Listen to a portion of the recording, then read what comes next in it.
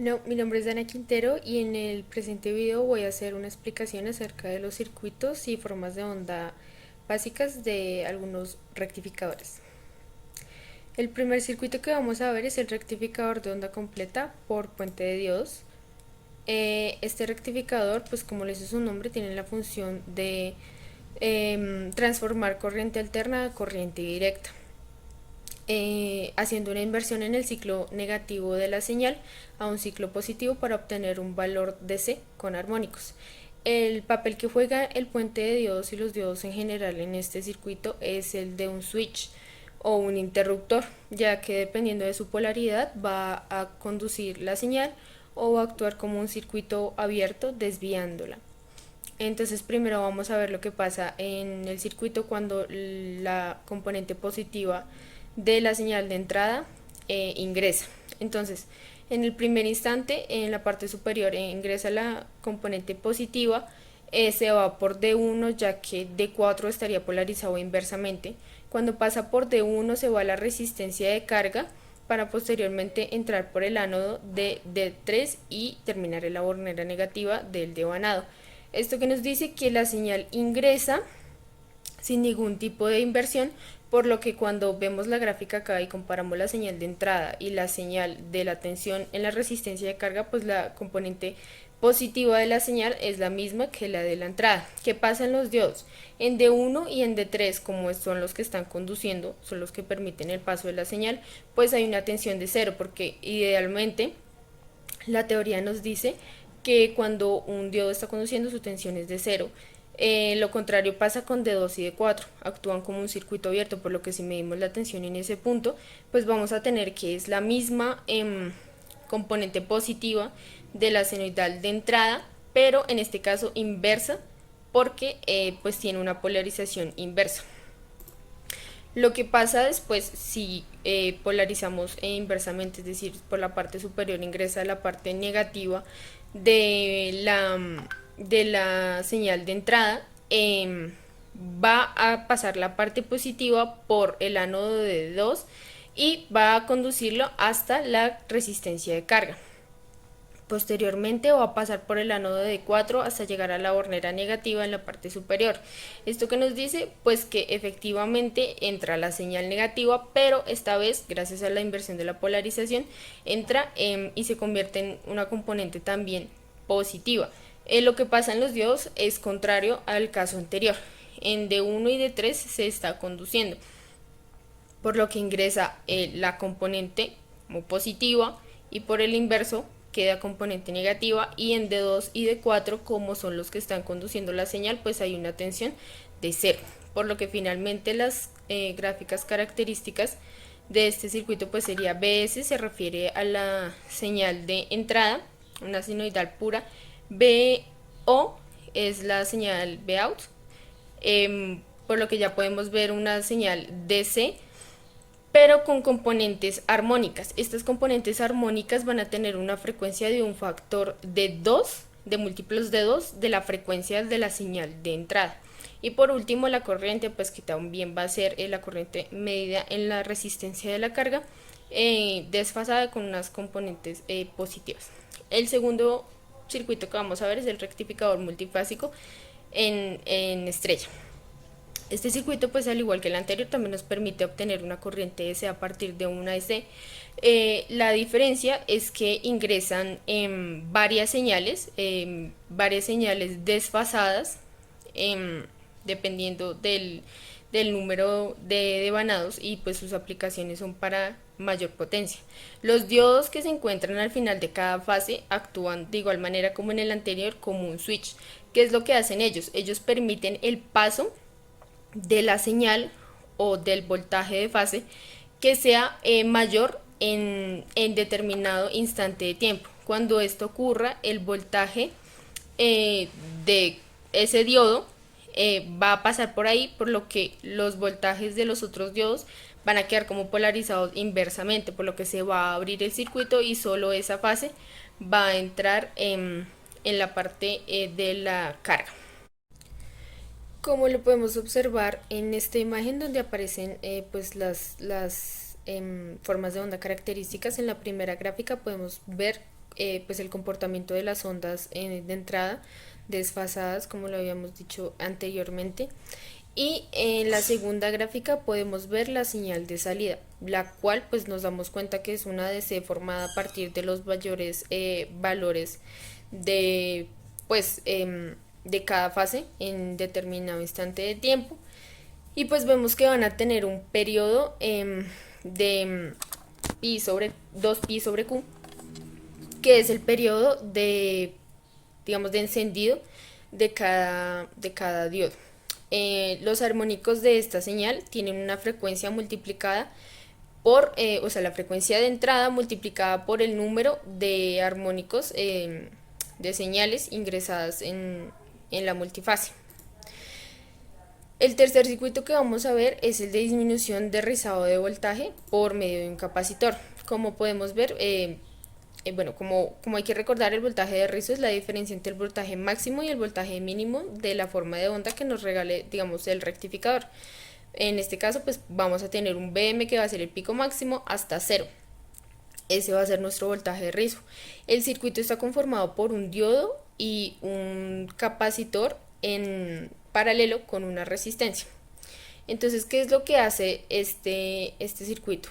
Él ayuda a evitar que haya una caída de voltaje drástica, por lo que nos ayuda a obtener un mayor voltaje de C y disminuye la distorsión armónica. ¿Cómo lo hace?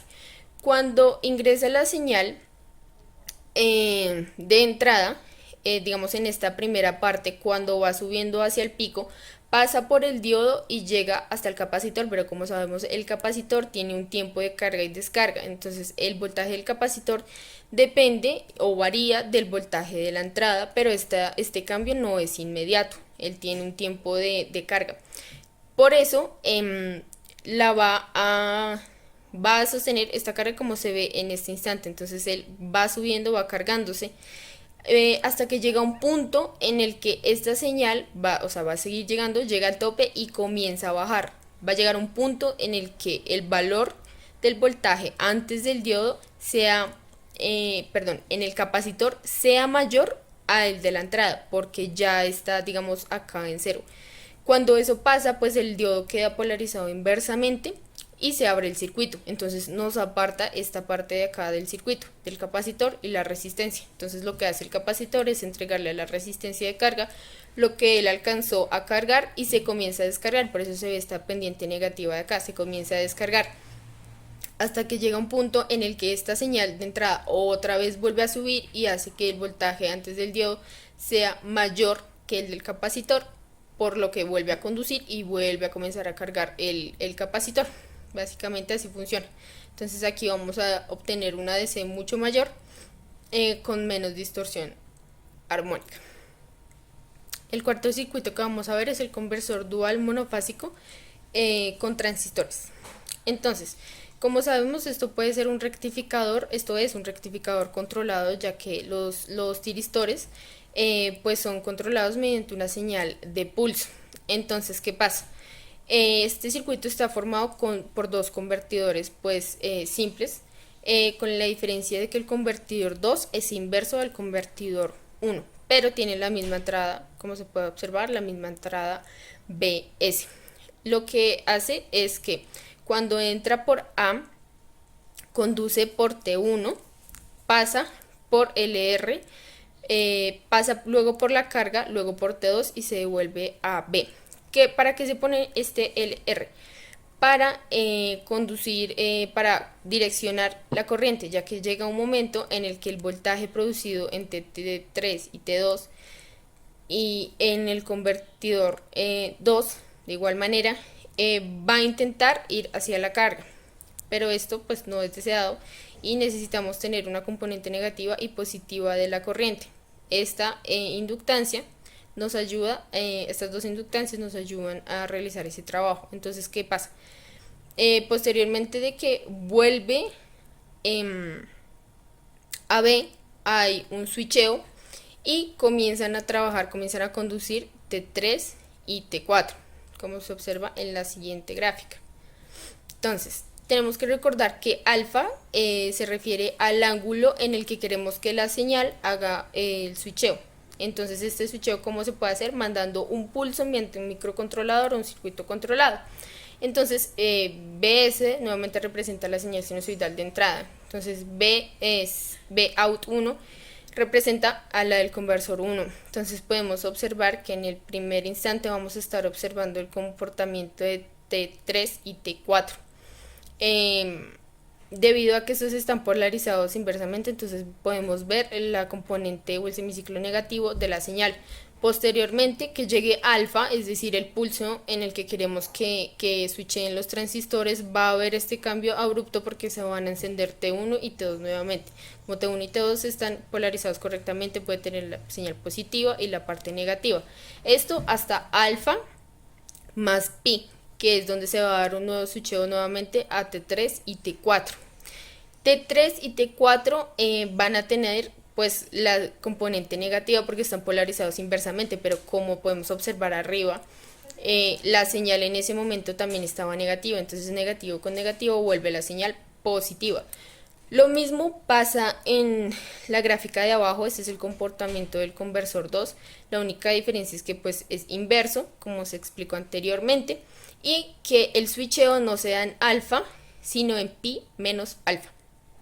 La cuarta gráfica describe el voltaje que genera la corriente circulante, es decir, el voltaje que hay en las inductancias. Entonces, ¿qué pasa? Se comparan los voltajes de salida de cada conversor. Entonces, cuando existe una diferencia, por ejemplo, en este primer instante cuando existe una diferencia en el primer instante del pulso, se ve reflejado en esta gráfica. En el momento en el que ellos dos estén en el mismo pico o tengan la misma señal de salida, pues la diferencia va a ser cero. Por eso esto nos puede ayudar a ver cómo se comporta la corriente en el pulso, bueno, en la señal de salida frente a los pulsos. El cuarto circuito que vamos a ver es el conversor trifásico full con transistores. Este pues conversor tiene un funcionamiento bastante similar a lo que hablamos anteriormente mediante la activación y desactivación de los tiristores.